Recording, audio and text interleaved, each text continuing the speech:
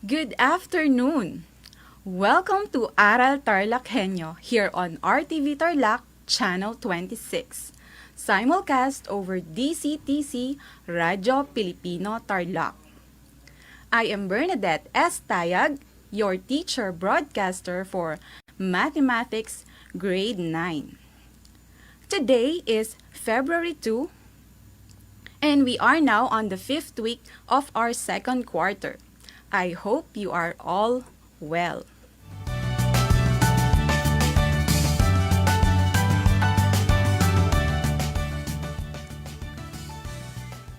Are you ready for our next lesson? Get your copy of Math 9 self-learning modules, pen, and paper with you. For those who are using their compendium notes, you can still listen and take down important concepts about the lesson since the competencies and topics are the same. Good luck and enjoy listening.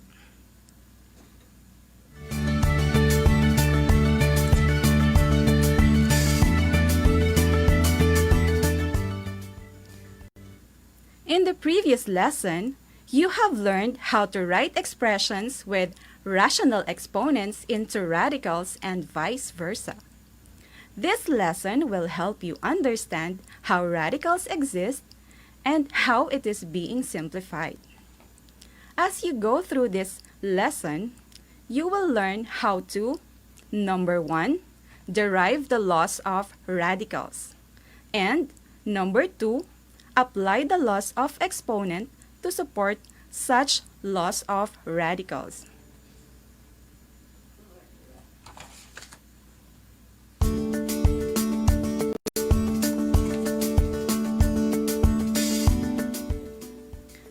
Before we begin, let us first recall the basic concepts of radicals and its important parts. The symbol, the nth root of a raised to m, is called radical. A radical expression or a radical is an expression containing the symbol called radical sign.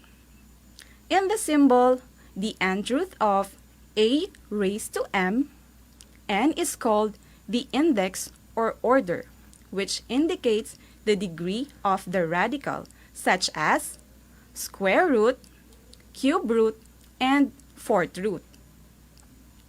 A raised to m is called the radicand, which is a number or expression inside the radical symbol, and m is the power or exponent of the radicand.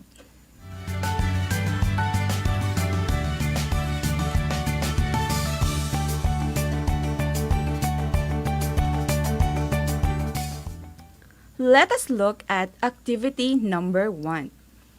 In this activity, you will be able to recall how to write an expression with rational exponents to radicals and vice versa. This activity will help you attain mastery of your previous lessons. The first items in each test serves as examples. For the first part, we have exponential to radical. We have the expression, the quantity of x times y raised to 1/2. Rewriting the expression in radical form, we have the square root of xy. Now, it's your turn to answer item number 6. What is the radical form of 24 raised to 2/3? I repeat, what is the radical form of 24 raised to 2/3?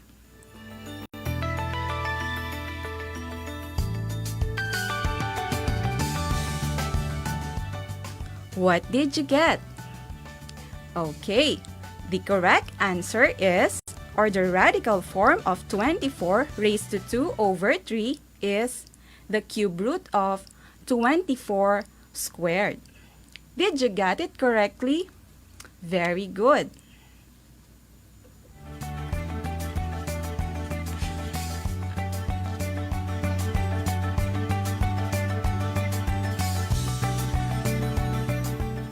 For the next part, we have radical to exponential form. We have the example, the square root of 5x.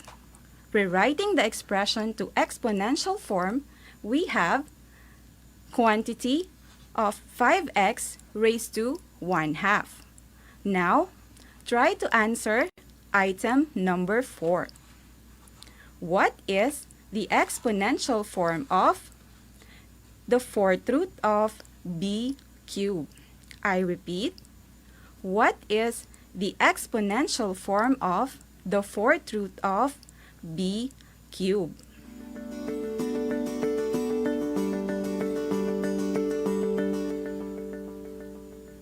What is your answer? The answer is b raised to 3/4. Good job! You can answer the remaining items for your practice. Meanwhile, we will proceed to our lesson.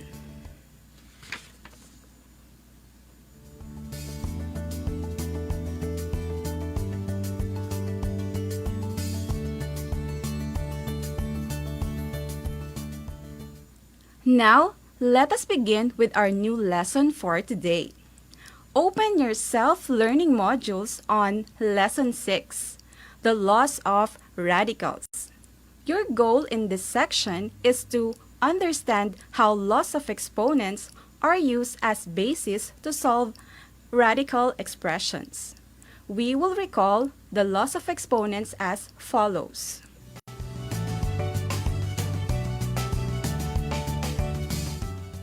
Number 1 is the product rule, which is x raised to m times x raised to n is equal to x raised to m plus n.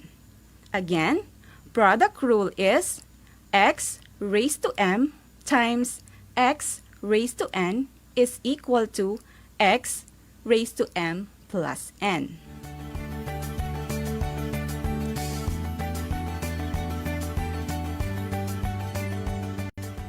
Number 2 is the power of power rule, which is the quantity of x raised to m raised to n is equal to x raised to m times n. Again, the power of a power rule is the quantity of x raised to m raised to n is equal to x raised to m times n.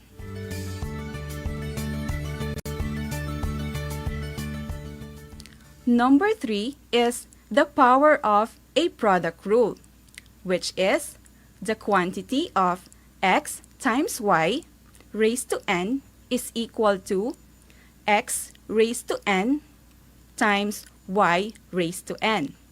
Again, the power of a product rule is the quantity of x times y raised to n is equal to x raised to n times y raised to n.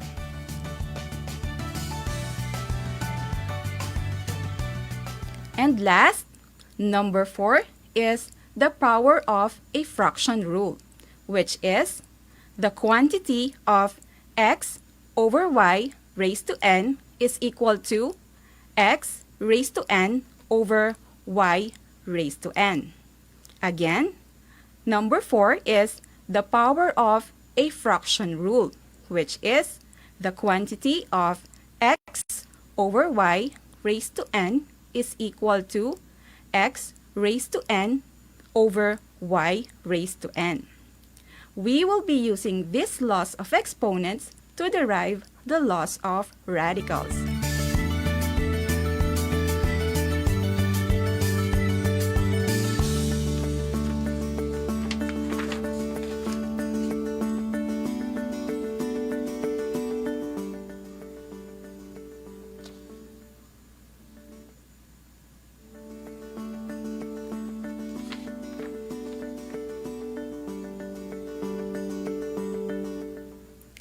Let us look at the first illustrative example. The following is a radical expression. We will identify what law of exponent is being used to simplify it. Illustrative example number 1. Solve for the cube root of 7 cubed. Again, solve for the cube root of 7 cubed.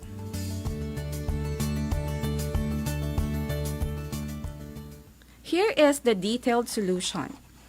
The cube root of 7 cubed is equal to the quantity of 7 raised to 1/3 raised to 3.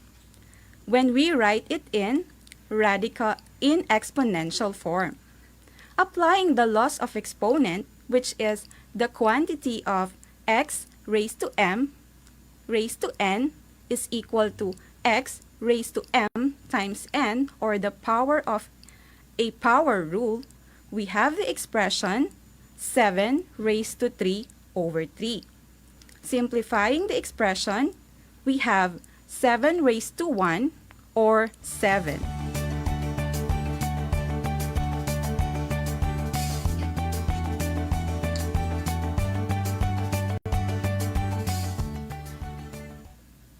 Let us answer some of the items on your SLMs. Item number 1. Solve for the cube root of 3 squared. Again, solve for the cube root of, solve for the square root of 3 squared.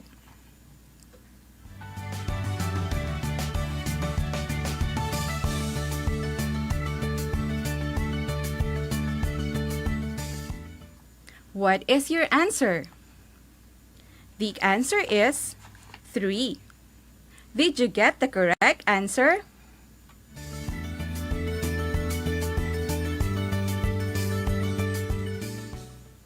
That's good.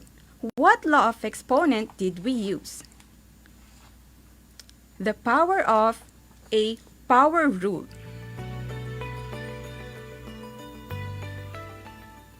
Let's have another item. Solve for the cube root of 40 over 5. I repeat, solve for the cube root of 40 over 5.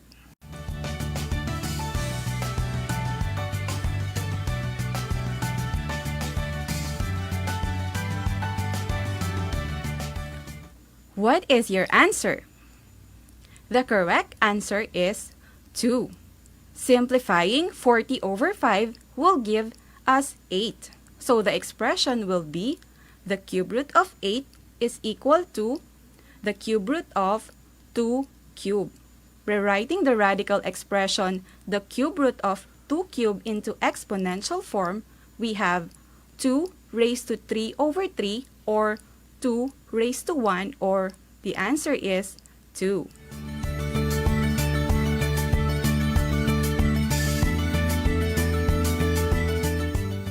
I hope you got the correct answer. You can try to solve the other items later for your practice.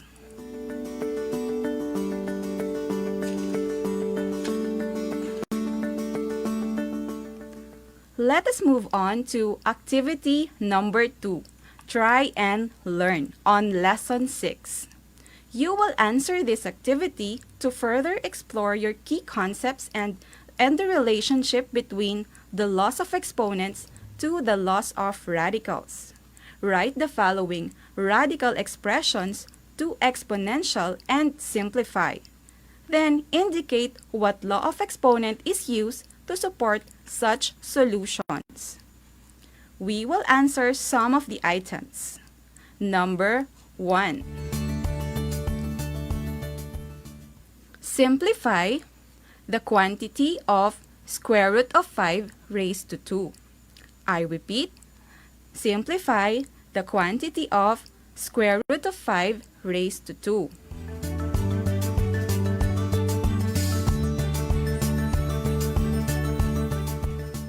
What is your answer? Very good. The answer is 5. What law of exponent did we use? Correct. The power of a power rule. I hope you got the correct answer. Next, we have square root of A times the square root of B. I repeat, simplify square root of A times the square root of B.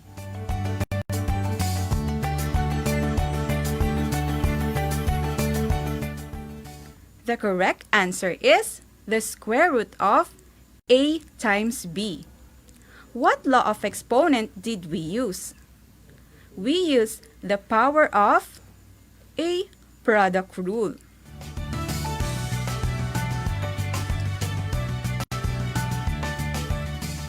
Next is we have the nth root of A divided by the nth root of B when simplified will be, I repeat, the nth root of A divided by the nth root of B when simplified will be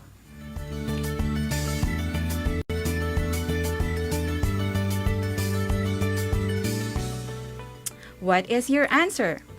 The correct answer is the nth root of A over B. Very good. What law of exponent did we use this time? Correct. We used the power of a fraction rule. Very good. We will now move on to the discussion of the concepts on radicals.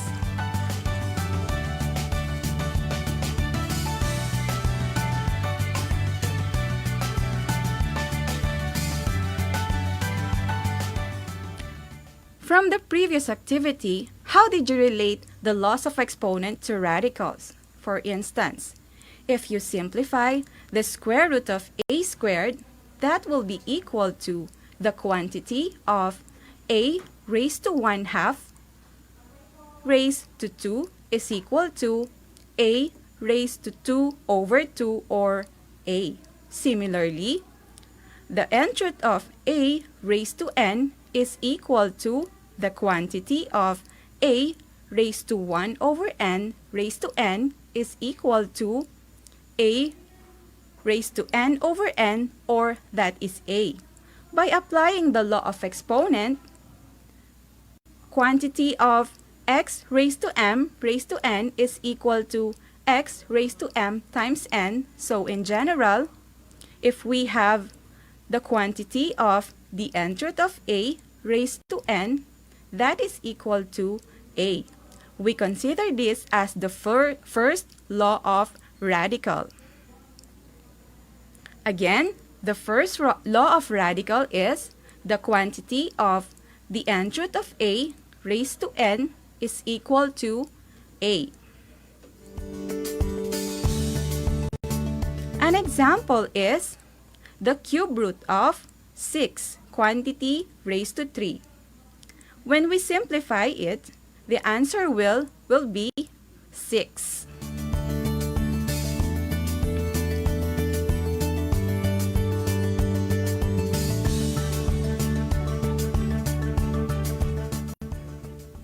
Next, if we have the nth root of A times the nth root of B, this is equal to A raised to 1 over n times B raised to 1 over n.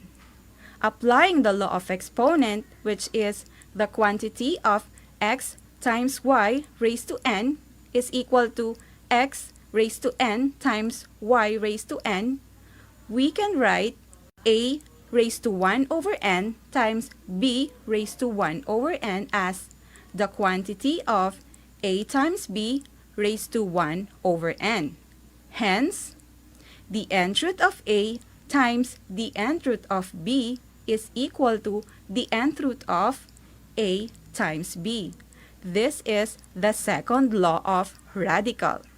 Again, the second law of radical is the nth root of A times the nth root of B is equal to the nth root of A times B.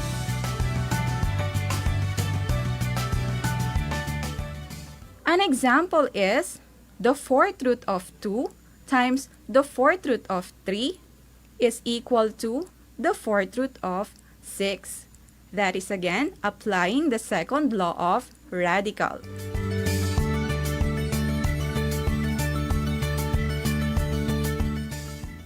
Another point to consider is the expression the nth root of A divided by the nth root of B is equal to A raised to 1 over n divided by B raised to 1 over n.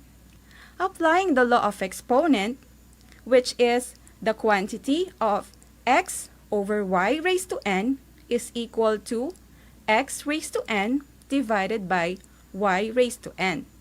We can rewrite a raised to 1 over n divided by b raised to 1 over n as the quantity of a over b raised to 1 over n. Hence, the quantity of a raised to b 1 over n is equal to the nth root of a over b. Therefore, the nth root of a divided by the nth root of b is equal to the nth root of a over b. This is the third law of radical. I repeat, the third law of radical is the nth root of a divided by the nth root of b is equal to the nth root of a over b.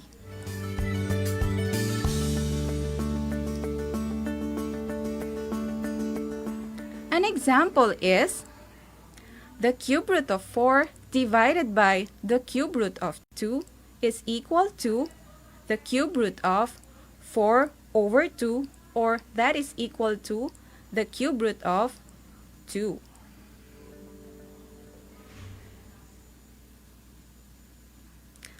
Lastly, the radical, the mth root of the nth root of a when simplified is this. The mth root of the nth root of a is equal to the quantity of the nth root of a raised to 1 over n raised to 1 over m is equal to a raised to 1 over m times n. By the law of exponent, the quantity of x raised to m raised to n is equal to x raised to m. Since a raised to 1 over n is equal to the mth root of a, therefore, the mth root of the nth root of a is equal to the mth root of a. This is the last law of radical. Again, the mth root of a and the mth root of the nth root of a is equal to the mth root of a, and that is the last law of radical.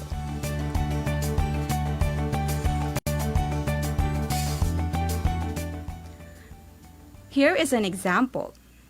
The cube root of the fourth root of 5 is equal to the 12th root of 5 when simplified.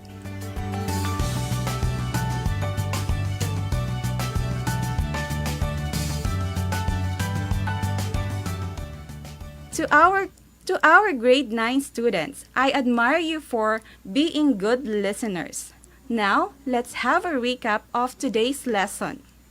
To summarize the laws of radicals, okay, we have number 1, the nth root of a raised to n is equal to a, and okay, that's all for today, guys.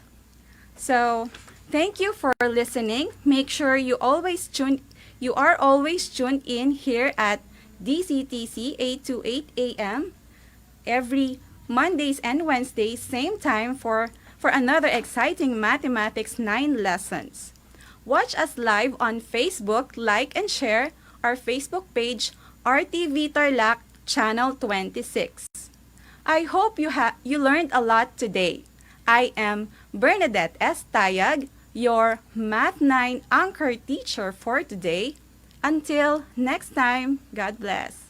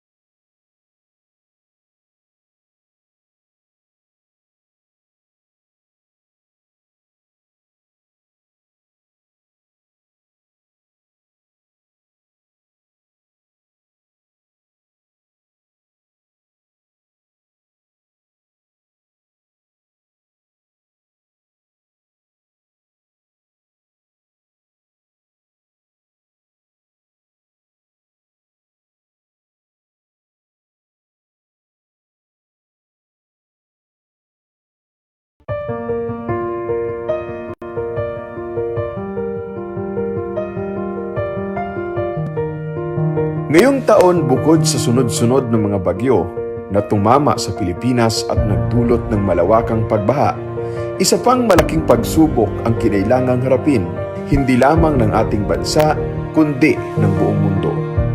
Ito ay ang pandemyang COVID-19.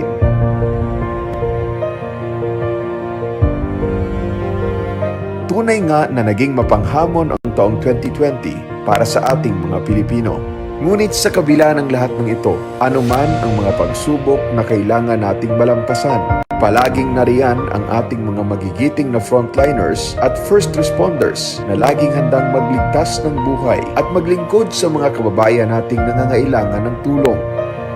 I assure everyone that your government is on top of the situation. I guarantee you that your government will do its best to provide assistance in the form of shelters, relief goods, financial aid, and post-disaster counseling. Rest assured, the government will not leave anybody behind. We will get through this crisis, I assure you. As one nation, kapit po tayo, mga kababayan, magbayanihan po tayong lahat. Nararapat lamang na bigyan natin sila ng pagpupugay para sa kanilang ipinapamalas na kabayanihan. Hindi alintana ang anumang panganib. Magampanan lamang ang kanilang tungkulin. Kahanga-hanga ang dedikasyon ng mga bayaning responders sa kanilang trabaho at pagmamalasakit sa kapwa. Ibinubuwis maging ang sariling buhay para sa kaligtasan ng ating mga kababayan.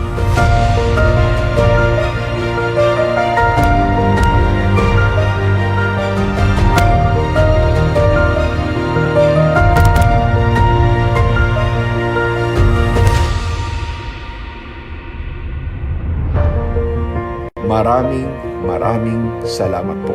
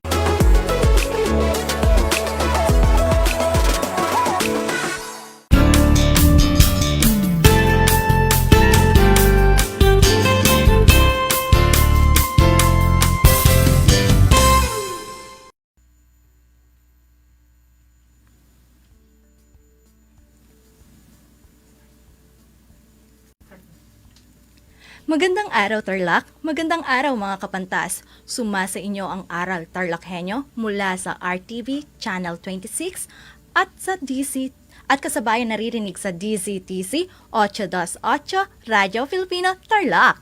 Ako si Ma'am Joffe, ang inyong teacher broadcaster para sa Filipino Ikasyam na Baitang. Handa na ba kayo sa panibagong araw na ito? Ngunit, bago tayo magsimula sa ating aralin, kung kayo man ay may mga katanungan, maaari ninyong itong isend sa numerong 0928-1636982 at ating sisikaping sagutan bago matapos ang talakayan. Kung sakaling hindi masagot ito, dahil tapos na ang ating oras, sasagutin pa rin namin kayo offline. Pwesto na sa pinaka-komportableng upuan at alam kong hawak na ninyo ang inyong mga kwaderno. Kaya, tayo na at magsimula. Ang ating tatalakayin ngayong araw na ito ay mula sa Most Essential Learning Competency na naisusulat ang isang paglalarawan ng sariling kultura na maaaring gamitin sa isang pagsasalaysay. Ngayon, atin nang balikan ang ating talakayan noong nakaraang araw. Tinalakay natin noong nakarang araw sa 2.3 ang sanaysay.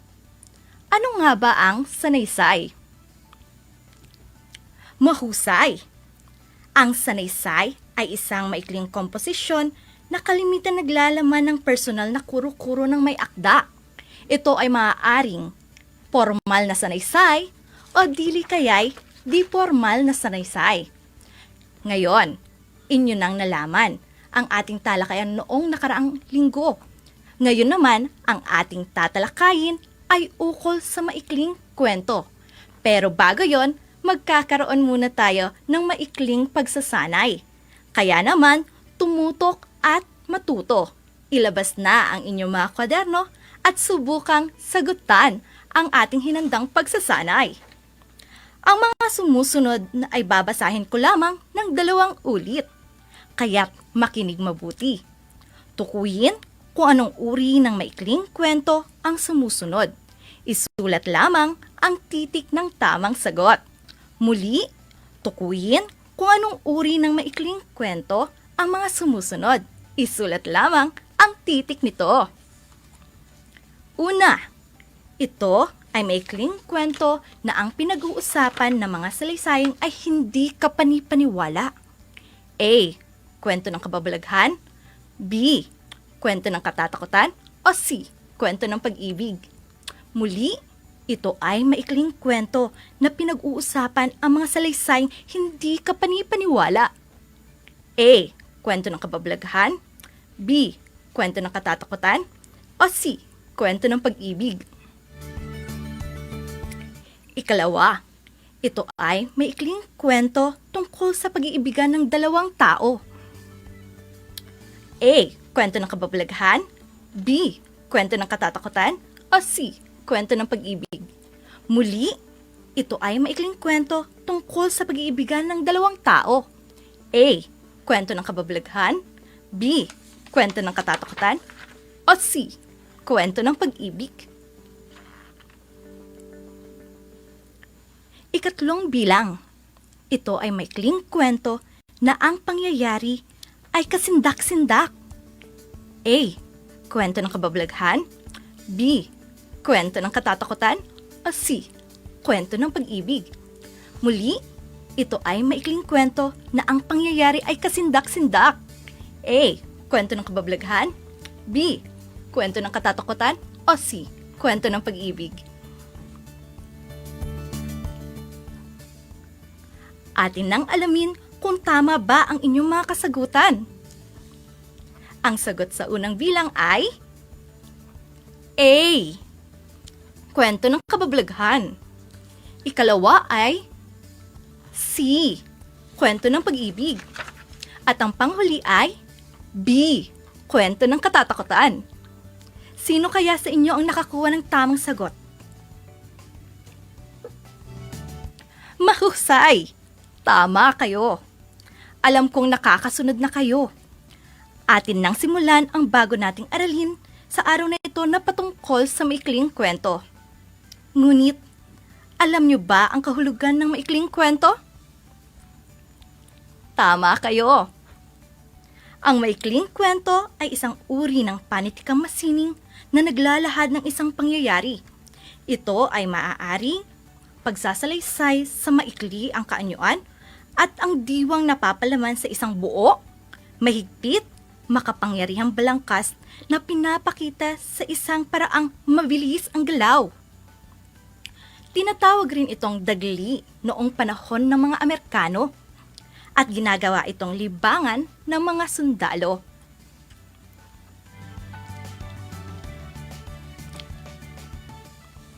Si Edgar Allan Poe ang tinuguriang ama ng maikling kwento. Isa siyang Amerikanong manunulat. Muli, si Edgar Allan Poe ang ama ng maikling kwento na isang Amerikanong manunulat. Ayon sa kanya, ang maikling kwento daw ay isang akdang pampanitikang likha ng guni-guni at salagimsim sa saligin sa buhay na aktwal na naganap o maaaring maganap.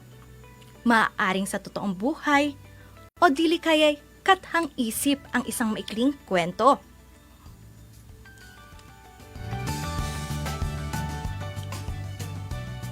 Muli, si Edgar Allan Poe ang ama ng maikling kwentong isang Amerikanong manunulat.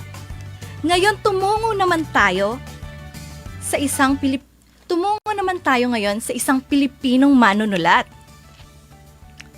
Kung meron tayong Amerikanong manunulat, meron din tayong Pilipinong mga manunulat. At ang tinaguriang ama ng maikling kwentong Tagalog ay si Deogracias A. Rosario. Uulitin ko ha, kung si Edgar Allan Poe, ang ama ng maikling kwento, isang Amerikano, si Deogracias A. Rosario naman ang ama ng maikling kwentong Tagalog na isang Pilipino.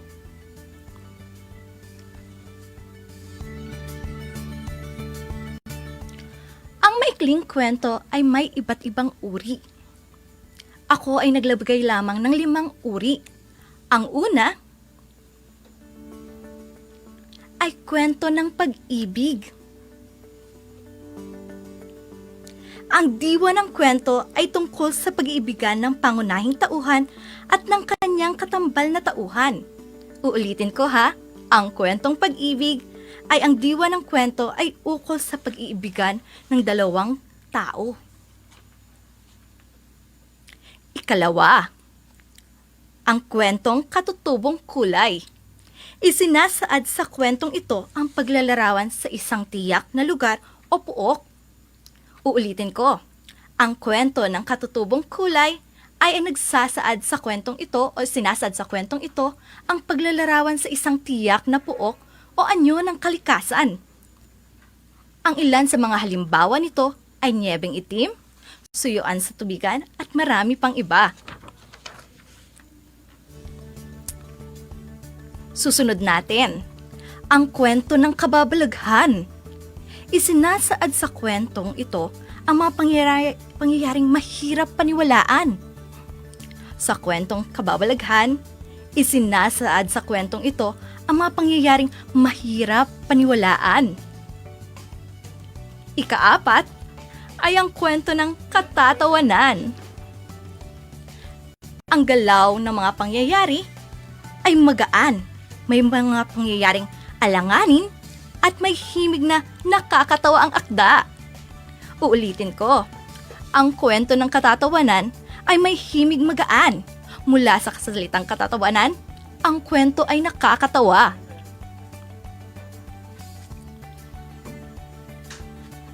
At ang panghuli ay ang kwentong katatakutan. Matindi ang damdaming nagbibigay buhay sa kwentong ito. Nakapanaig ang damdamin ng takot at lagim na nalikha ng mga pangyayari sa kata. Muli, ang panglima ay kwento ng katatakutan. Matindi ang damdaming nagbibigay buhay sa kwentong ito. Nakapanaig ang damdamin ng takot at lagim na nalikha ng mga pangyayari sa kata. Muli, isa-isahin natin ang mga uri ng maikling kwento. Sabayan niyo ako ha. Una, kwento ng pag-ibig. Ikalawa, kwento ng katutubong kulay. Ikatlo, kwento ng kababalaghan. Ika-4, kwento ng katatawanan. At ikalima, kwentong katatakutan. Mahusay. Tiyak kong nakakasunod na kayo. Magtungo naman tayo sa bahagi ng maikling kwento. Ano-ano nga ba ang bahagi ng maikling kwento? Mahusay. May 3 bahagi ang maikling kwento. Ito ang simula, gitna, at wakas. Uulitin ko. Ito ang simula, gitna, at wakas. Ang mga bahaging ito ay katulad lamang ng ibang bahagi ng mga panitikan. Ngayon tingnan natin. Sa simula, ipinapakilala ang mga tauhan, tagpuan, at ang suliraning kakaharapin ng mga pangunahing tauhan. Ulitin ko ha. Sa simula, ipinapakilala ang tauhan, tagpuan, at ang suliraning kakaharapin ng pangunahing tauhan. Ang ikalawa natin ay ang gitna. Ito ay binubuo ng saglit na kasiglahan, tunggalian, at kasukdulan. Sa gitna nakapaloob doon ang saglit na kasiglahan, tunggalian, at kasukdulan. At ang pinakahuling bahagi ay ang wakas. Ito ay binubuo naman ng kakalasan at katapusan ng kwento. Ang kakalasan, ang bahaging nagpapakita ng unting-unting pagbaba ng takbo ng kwento mula sa maigting na pangyayari sa kasukdulan. At ang katapusan, ang bahaging kababasahan naman ng magiging resolusyon ng kwento. Maaring masaya o malungkot, pagkatalo o pagkapanalo. Ngunit, may mga kwento na hindi laging winawakasan sa pamamagitan ng dalawang huling sangkap. Kung minsan, hinahayaan ng may akda na mabitin ang wakas para hayaan ang mamabasa na humatol o magpasya kung ano sa palagay nito ang maaaring kahinatnan ng kwento. Hahayaan niya tayong mag-isip.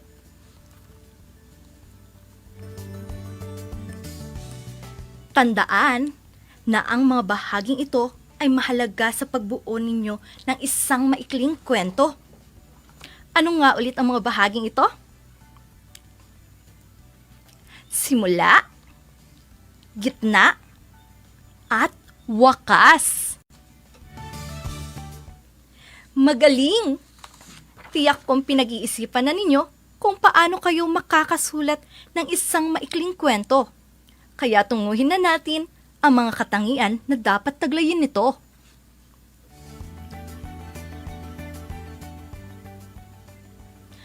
Ano-ano naman kaya ang mga katangian na dapat taglayin ng isang talatang nagsasalaysay na dapat mong isaalang-alang sa pagsulat? Ang galing! Umpisahan na natin! Una, kailangan may maganda o mabuting pamagat. Ulitin ko ha. Dapat may likha ng pananabik. Dapat maikli lamang ang pamagat. Ikalawa, may mahalagang paksa o diwa. Kinakailangang ito ay kapupulutan ng aral at maging kapaki-pakinabang sa babasa. Ikalawa, may mahalagang paksa o diwa na kinakailangan kapupulutan ng aral.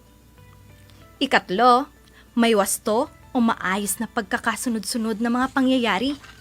At kadalasan, ang ginagawa natin ay inuumpisahan natin ito sa simula, gitna, at wakas. Ikaapat, kailangan pag sumusulat ka, may kaakit-akit na simula. Ang unang pangungusap ng salaysay ay dapat na makalikha ng pananabik sa babasa o makikinig upang makuha nito ang atensyon at interes nito hanggang sa matapos niyang basahin ang akda. Uulitin ko, dapat may kaakit-akit na simula. Sa simula pa lang, kailangan makuha na ang interes ng mga mambabasa. At ang panghuli ay may kasiyasiyang wakas. Kinakailangan ang wakas ay magkikintal ng isang impresyon sa isip ng babasa upang magkaroon ito ng bisa. Ang panghuli, may kasiyasiyang wakas. Kung maganda ang simula, dapat maganda rin ang wakas.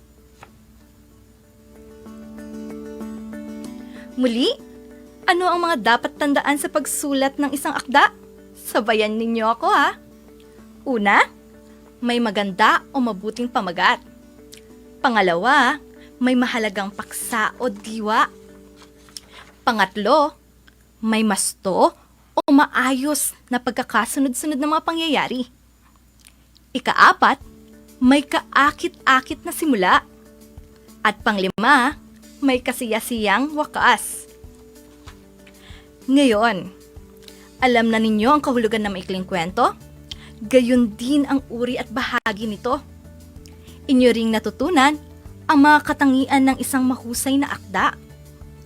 Ngayon naman, tutungo tayo sa pag-aaral ng ating kultura at kaugalian ng mga Pilipino, na kung saan mahalagang maunawaan natin para sa pagsusulat at pagbabasa natin ng mga maikling kwento. Ako'y magpapakita ng mga larawan at atin alamin kung ito ba ay kasama sa ating kultura. Isulat sa inyong kwaderno kung ano ang pinakita ko at ilarawan ito.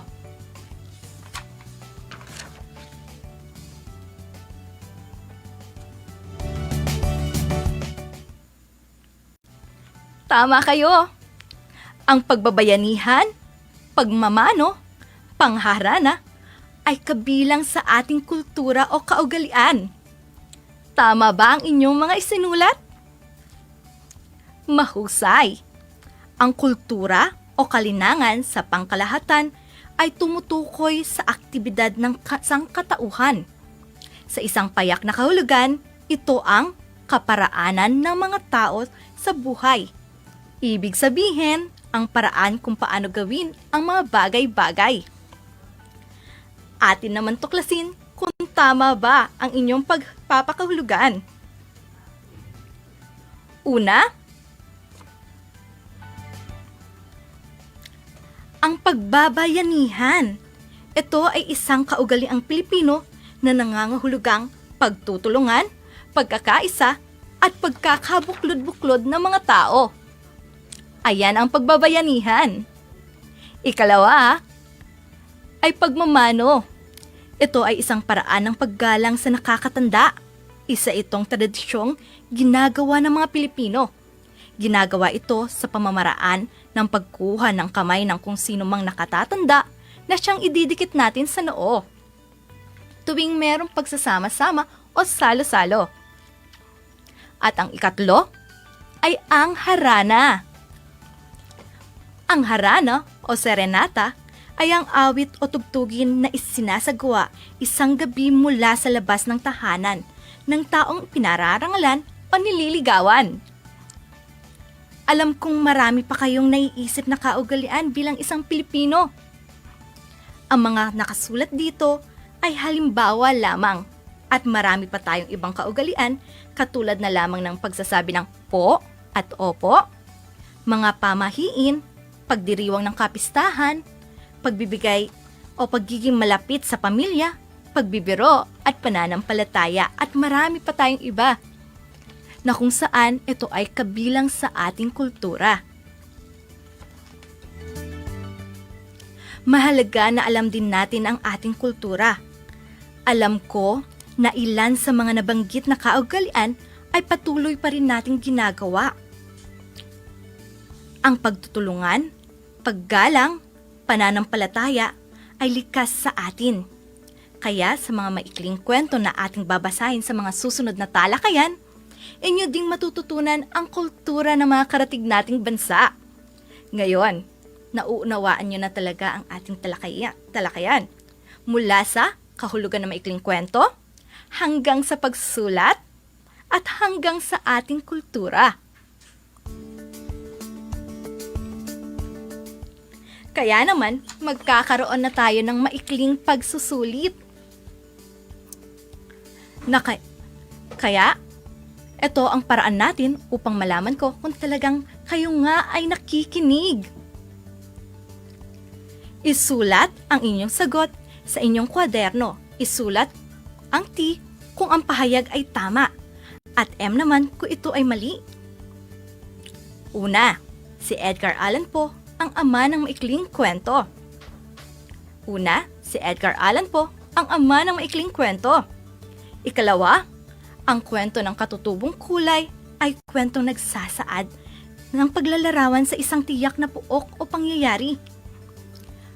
Ang kwento ng katutubong kulay ay kwentong nagsasaad ng paglalarawan sa isang tiyak na puok o anyo ng kalikasan.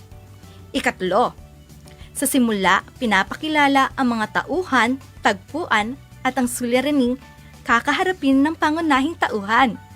Ikatlo, sa simula, ipinapakilala ang mga tauhan, tagpuan, at suliraning kakaharapin ng mga tauhan. Ikaapat, ang pagmamano sa mga nakakatanda ay isang kaugalian natin noon pa. Ang pagmamano sa nakakatanda ay isang kaugalian noon pa. At ang ikalima, ang sanaysay ay uri ng pagsasalaysay na maikli ang kaanyuan at ang diwang napapalaman sa isang buo, mahigpit at makapangyarihang balangkas na ipinapakita sa isang paraang mabilis ang galaw. Bibigyan ko lamang kayo ng ilang segundo para masagutan ang mga katanungan.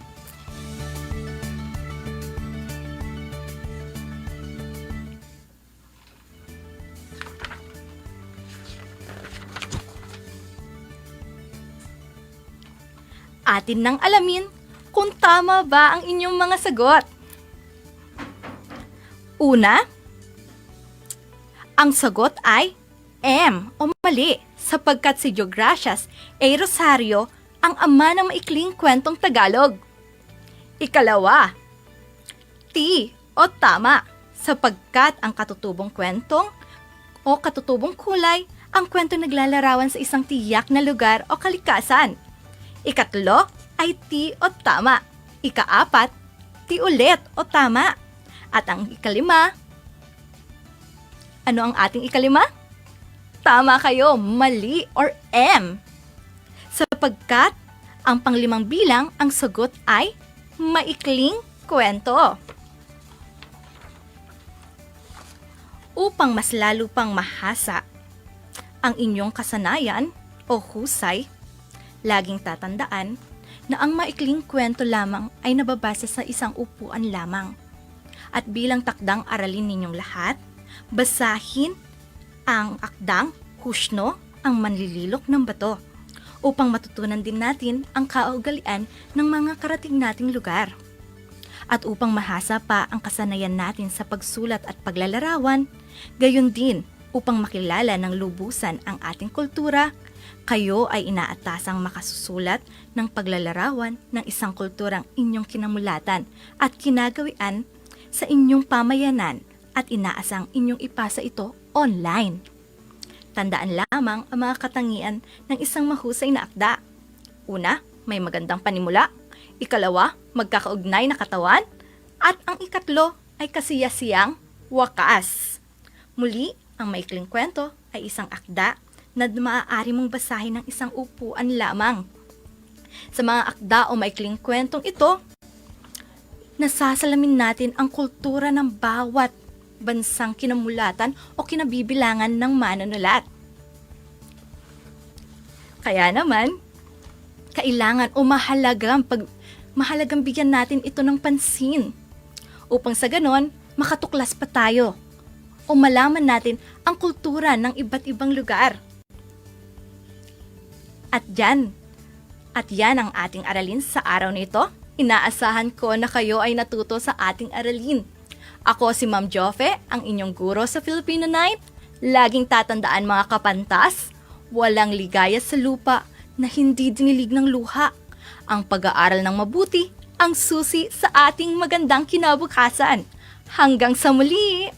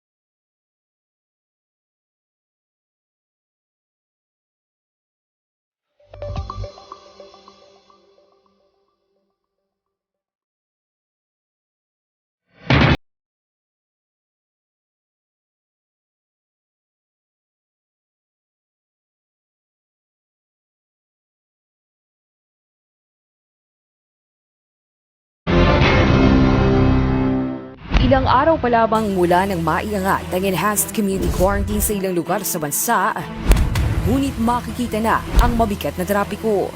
Mga residenteng lumalabas ng kani-kanilang mga tahanan, walang mask at wala rin halos physical distancing. Remember, the easing up of the restrictions, hindi yan sabihin na wala na ang COVID. If you get COVID, you go to the hospital. Yung hospital, yung kama ibigay sa iyo, kalilinis lang kasi 1 hour before may namatay doon. Ikaw na naman ang papalit. Ikaw yung pang-anim kung hindi ka talaga magsunod ng batas. At totoo lang, COVID is very lethal. We cannot afford a second or third wave. Gusto mo bang lumabas? Gusto mo bang magka-COVID-19? Ako, ayoko.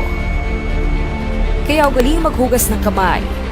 Magsuot ng mask kapag lalabas ng bahay. Panatilihin ang safe physical distancing. Bahay muna. Buhay muna.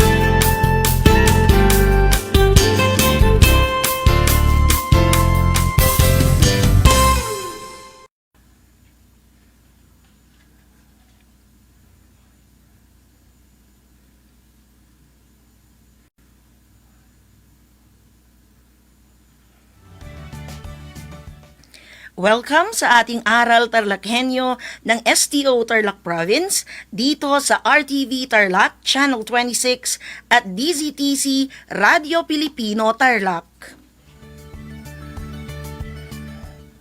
Magandang buhay, mabuting tao.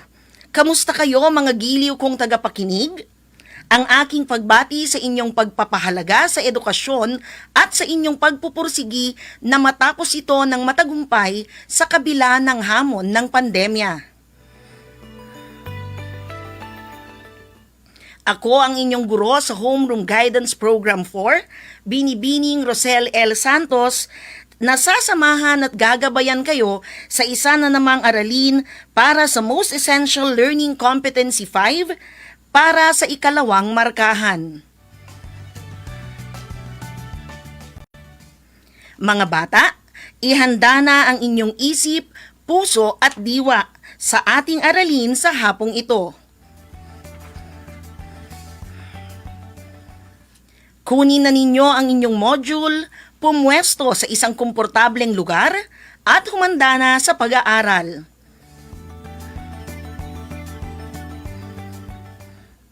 Bago natin simulan ang ating bagong leksyon, magbalik-aral muna tayo sa ating aralin noong nakaraang linggo. Naaalala niyo pa ba ito? Magaling! Ito ay tungkol sa proseso at mga hakbang ng isang paggawa ng desisyon o tamang pagpapasya. Naaalala niyo pa ba ang mga hakbang tungo sa tamang pagpapasya? Ilang hakbang na nga ba ang tinukoy natin noon?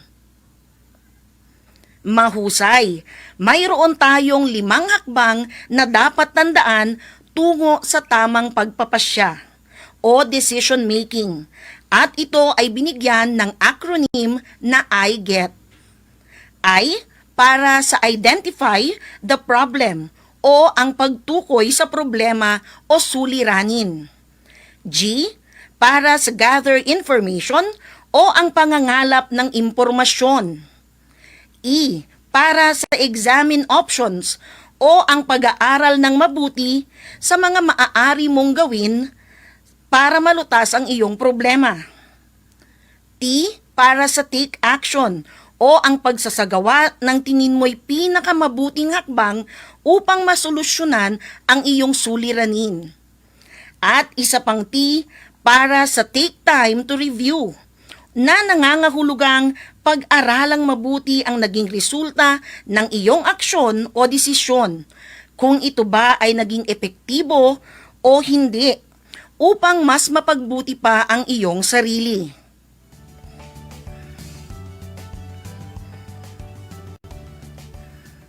Napakahusay dahil tandang-tanda mo pa ang mga hakbang tungo sa tamang pagpapasya. Alalahanin lamang ang acronym na I GET sa susunod mong decision making.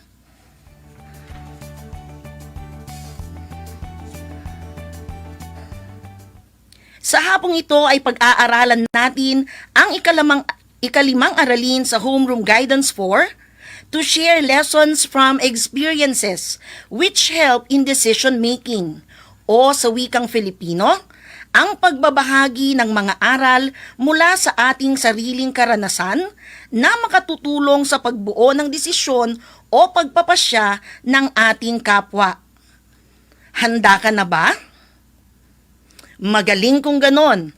Halina at umpisahan na natin.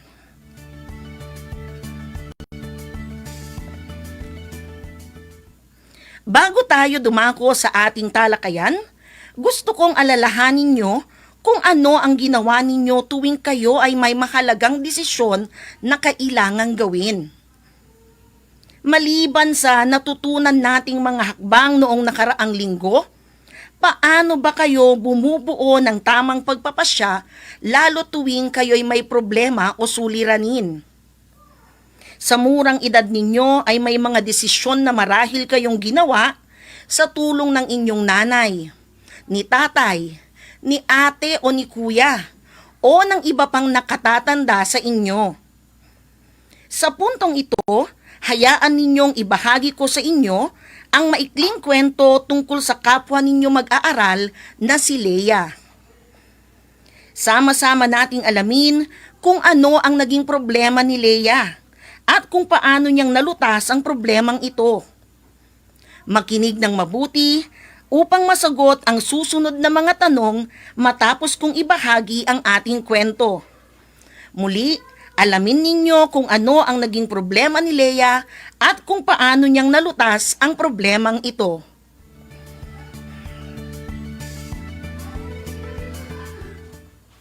Makinig ng mabuti dahil narito na ang ating tampok na kwento.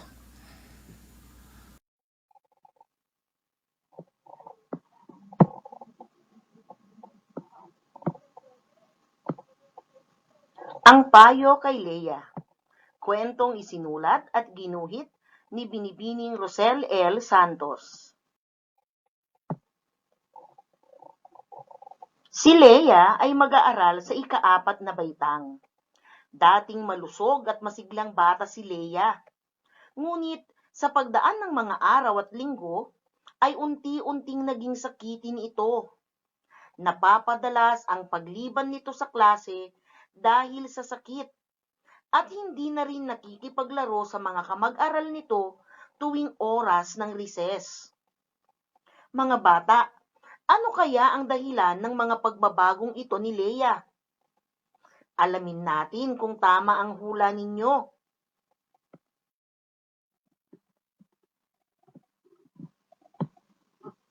Martes ng umaga, habang nagre-recess, ay nilapitan si Leia ng kanyang kaibigang si Clara. Leia, ba't di ka na nakikipaglaro sa amin? Bungad ni Clara.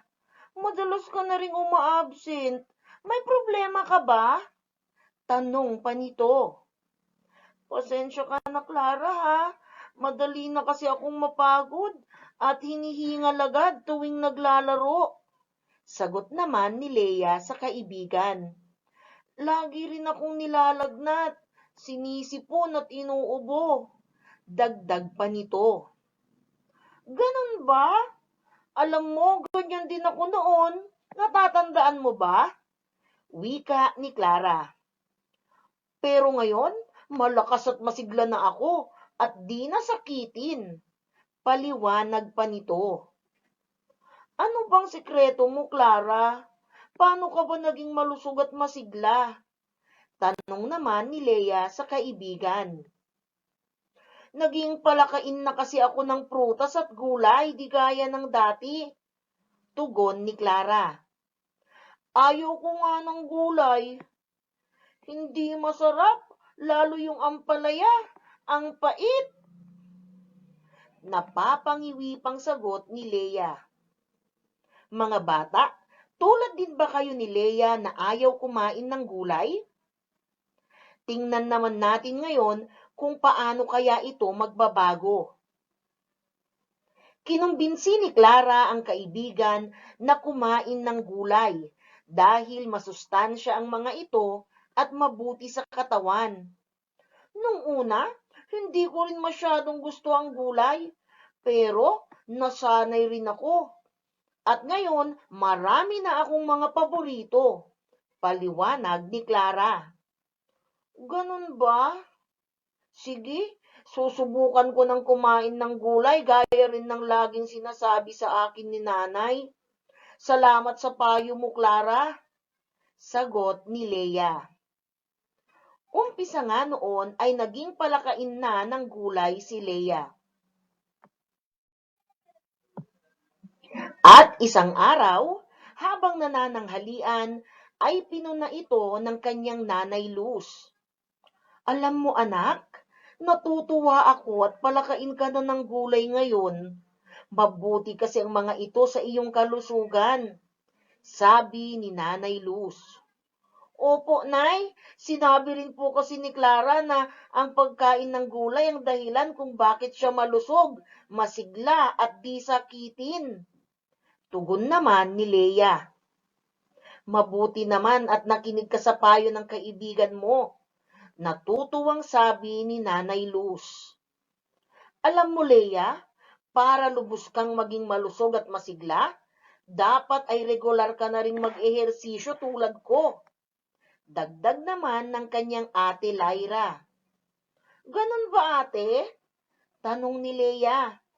Oo, Leia, mainam sa katawan ng regular na ehersisyo.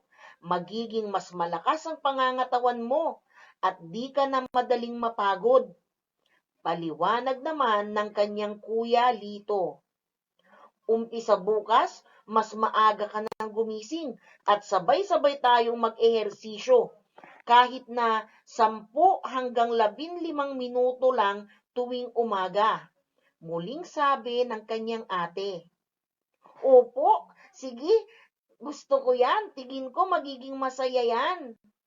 Buong galak na pagsang-ayon ni Leia. Natutuwa naman ako sa inyong tatlo. Sige, at pati ako ay sasabay na rin sa inyong mag-ehersisyo.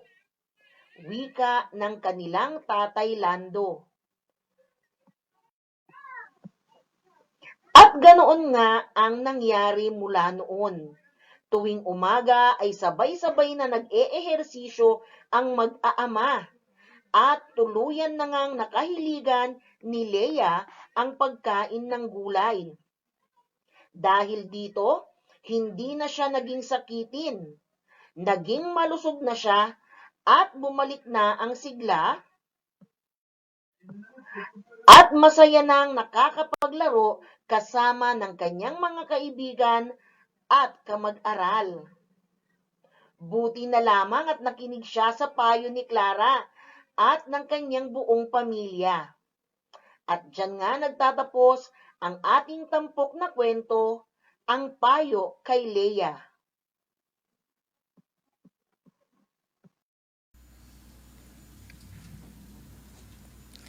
At yan nga ang ating tampok na kwento, ang payo kay Leia. Ngayon ay balikan naman natin ang aking mga katanungan kanina.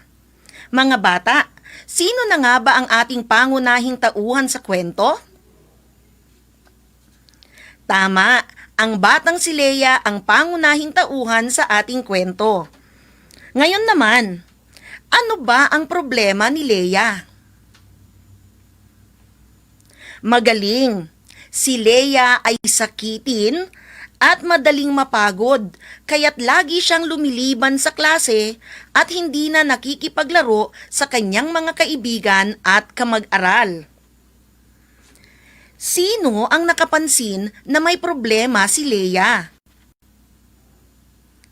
Tama, napansin ito ng kanyang kaibigang si Clara. Ngayon, paano naman natulungan ni Clara si Leia? Mahusay, ibinahagi ni Clara ang kanyang sariling karanasan sa kanyang kaibigan tungkol dito at binigyan pa niya ito ng payo na kumain ng gulay. Ngayon naman, maliban kay Clara, sino-sino pa ang nagbigay ng payo kay Leia? Talagang nakinig kayong mabuti, natutuwa naman ako. Tama, pinayuhan rin siya ng kanyang nanay Luz, ate Lyra at ng kanyang kuya Lito. Sa pagbabahagi ni Clara ng kanyang karanasan kay Leia, at payo dito at kanyang saloobin, ano ba ang nararamdaman nito tungkol sa kanyang kaibigan? Gayon din naman, ano ang saloobin ng kanyang pamilya patungkol kay Leia? Magaling, ipinapakita nila ang kanilang pagmamahal at malasakit kay Leia sa pamamagitan ng pagbabahagi ng kanya o kanilang karanasan at pagbibigay ng mabuting payo dahil gusto nilang maging malusog ito, malakas at masigla. Paano naman tinanggap ni Leia ang pagbabahagi ni Clara ng karanasan nito at ng payo nito kasama ng kanyang pamilya? Mahusay, tinanggap niya ito ng maluwag sa loob at sinunod ni Leia ang kanilang mga payo. Naging maganda ba ang resulta ng pagsunod ni Leia sa payo ni Clara at ng kanyang pamilya? Oo, tama ka. Sa palagiang pagkain ni Leia ng gulay at regular na pag-eehersisyo, ay naging mas malusog, malakas at masigla siya. Dahil din dito ay hindi na siya naging sakitin at masaya nang nakikipaglaro sa kanyang mga kaibigan at kamag-aral. Mga bata, malinaw sa ating kwento na tama ang naging desisyon ni Leia na sundin ang mga payo ni Clara at ng kanyang pamilya. Tulad ni Leia, sana ay ugaliin din ninyong kumain ng prutas at gulay at regular na mag-ehersisyo upang kayo ay maging malusog, malakas at hindi maging sakitin. Kaya nyo bang gawin ito?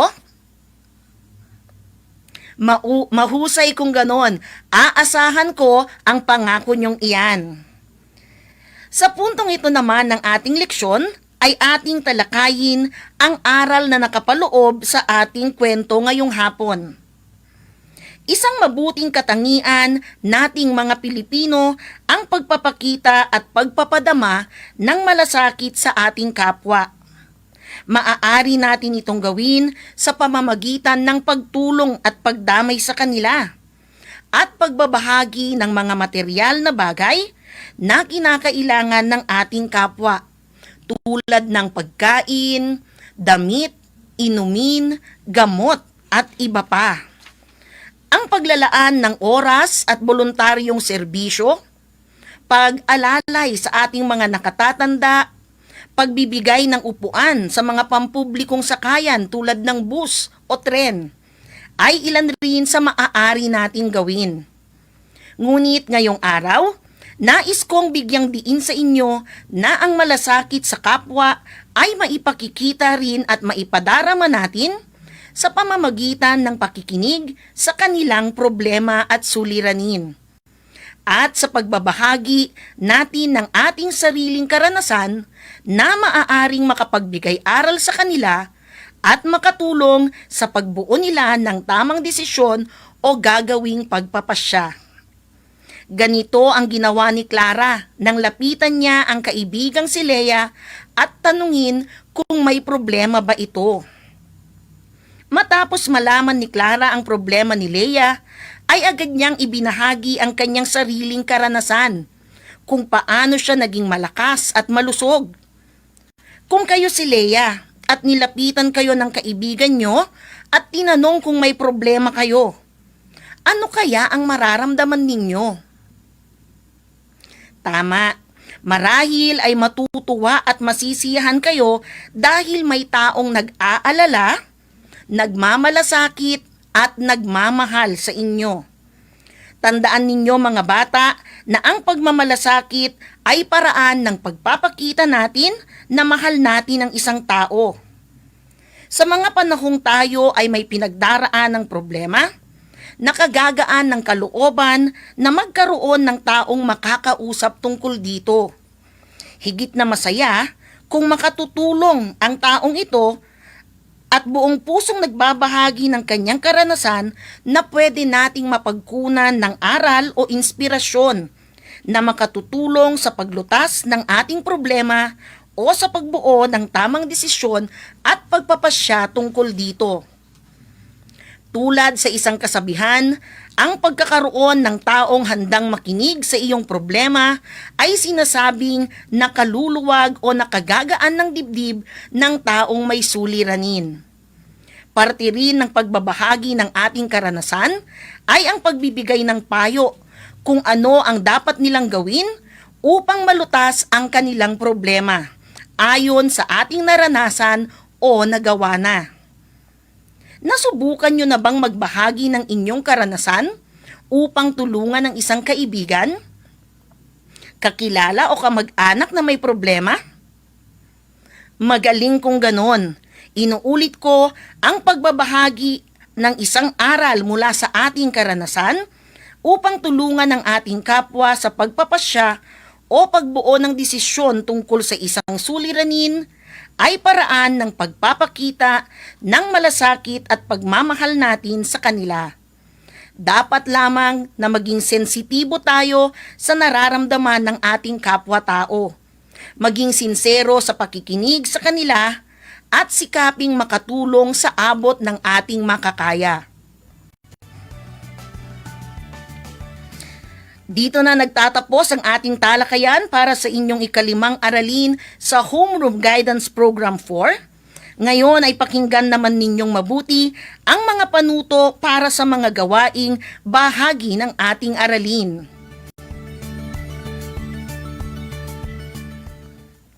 Para sa inyong unang gawain sa pagyamanin, kailangan ninyong pagtambalin ang suliranin ng mga tao sa hanay A sa karanasan ng mga taong maaaring makatulong sa kanila mula sa hanay B. Isulat lamang ang letra ng tamang sagot sa bawat patlang. Basahin at unawain ninyong mabuti ang mga sitwasyon upang magawa ninyo ito ng mabuti. Alam kong kayang-kaya nyo ito.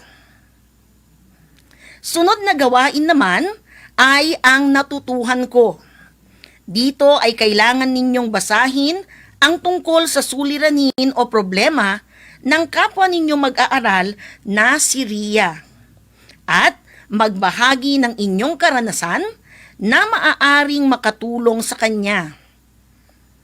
At para sa huli at karagdagang gawain, ay kailangan naman ninyong kapanayamin ang isang miyembro o tao o miyembro ng inyong pamilya sa kung anong karanasan nito ang maaari niyang ibahagi sa inyo, isang batang mag-aaral, upang mas magpursige at magsipag sa inyong pag-aaral sa kabila ng naiibang sistema at paraan ng edukasyon natin ngayong panahon ng pandemya. Gawin ninyo ito sa inyong mga sagutang papel. At dito na nga nagtatapos ang isa na namang makabuluhang pagtalakay sa Homeroom Guidance 4. Please do watch us live on Facebook. Like and share our Facebook page at RTV Tarlac Channel 26. Panalangin ko na anumang konseptong inyong natutunan sa araw na ito ay inyong maisasabuhay araw-araw.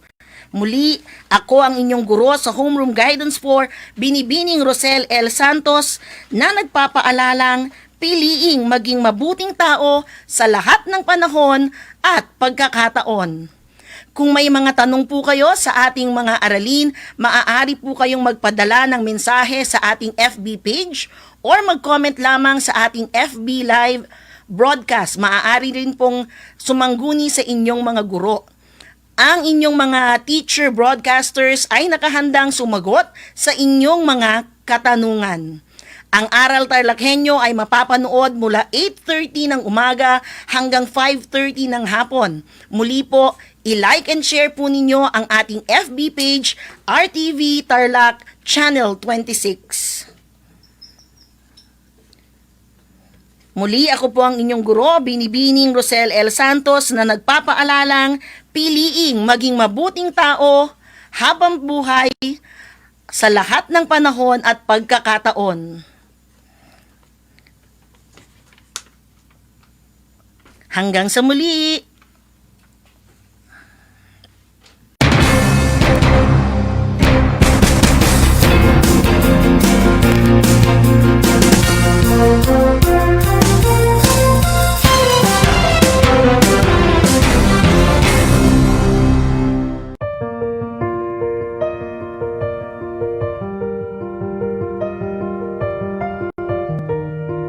Ngayong taon, bukod sa sunod-sunod ng mga bagyo na tumama sa Pilipinas at nagdulot ng malawakang pagbaha, isa pang malaking pagsubok ang kinailangang harapin, hindi lamang ng ating bansa, kundi ng buong mundo. Ito ay ang pandemyang COVID-19.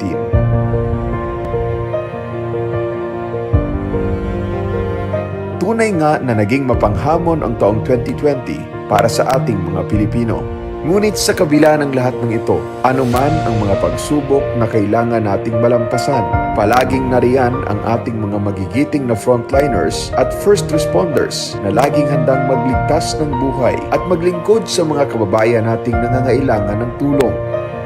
I assure everyone that your government is on top of the situation. I guarantee you that your government will do its best to provide assistance in the form of shelters, relief goods, financial aid, and post-disaster counseling. Rest assured, the government will not leave anybody behind. We will get through this crisis, I assure you. As one nation, kapit po tayo, mga kababayan, magbayanihan po tayong lahat. Nararapat lamang na bigyan natin sila ng pagpupugay para sa kanilang ipinapamalas na kabayanihan. Hindi alintana ang anumang panganib, magampanan lamang ang kanilang tungkulin. Kahanga-hanga ang dedikasyon ng mga bayaning responders sa kanilang trabaho at pagmamalasakit sa kapwa. Ibinubuwis maging ang sariling buhay para sa kaligtasan ng ating mga kababayan.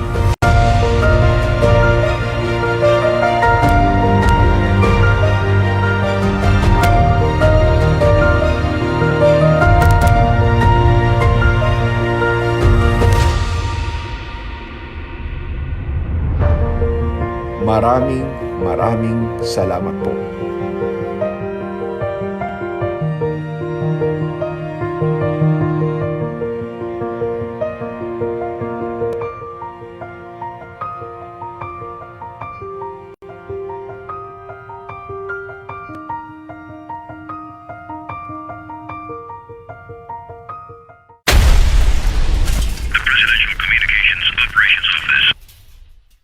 As the world faces COVID-19, there are several measures one can take to help fight this virus. Here are some ways to prevent the spread of the virus. Number 1, avoid big crowds. Number 2, maintain a distance of at least 1 meter between you and the person who shows symptoms of the disease. Number 3, always cover your mouth or nose with tissues or your arm when coughing or sneezing, and immediately throw away used tissues. Number 4, avoid touching your mouth and nose. Number 5, wear a face mask if you are experiencing fever, cough, and colds. Number 6, wash your hands regularly with clean water and soap. Number 7, always bring an alcohol-based sanitizer wherever you go. If you are experiencing symptoms such as fever, cough, cold, shortness of breath, or having difficulty breathing, head to the nearest hospital as soon as you can or call the following hotline for assistance. DOH hotline 02-8651-7800, local 1149 to 1150. And to keep track of the current number of COVID-19 cases in the Philippines, you can go to ncovtracker.doh.gov.ph. We can beat this as long as we're always prepared and work together. For more information, you can visit the Department of Health's official website at www.doh.gov.ph. This is Secretary Martin Andanar of the Presidential Communications Operations Office.